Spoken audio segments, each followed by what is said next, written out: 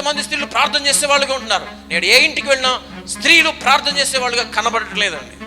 చాలా ఇళ్లలో టీవీ సౌండ్లు మోగుతున్నాయి, అల్లరితో కూడిన ఆటపాటలు ఉంటున్నాయి, గొడవలు ఇవి మాత్రం వినపడుతున్నాయి, కానీ ప్రార్థన వినపట్ల. ఎంతమంది ప్రార్థన చేస్తున్నారు?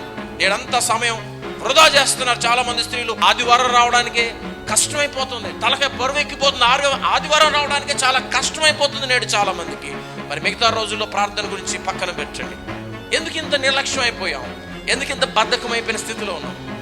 కొంతమంది అంటే వాళ్ళ ఇంట్లో వీలు పడదు, వారి భర్తలు నమ్ముకోలా, వారి కుమారులు నమ్ముకోలా, వారి గృహాల్లో ప్రార్థన జరగడానికి కొంచెం ఇబ్బంది కలుగుతుంది. మరి కొంతమందికి సమస్తము సాధ్యమే, వారి ఇంట్లో అంతా కూడా ప్రార్థనతో నింపుకోవచ్చు. అయినప్పటికీ కూడా కొంతమంది ప్రార్థనకు ఆసక్తి చూపించట్లా. ఎందుకు ఇలా ఉన్నారు?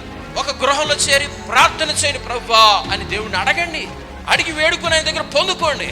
సమయం దాటిపోతే ప్రార్థన చేసిన ప్రయోజనం లేదు. సమయం మించక ముందే అడిగి ప్రభు దగ్గర మనం ఏం చేయాలండి?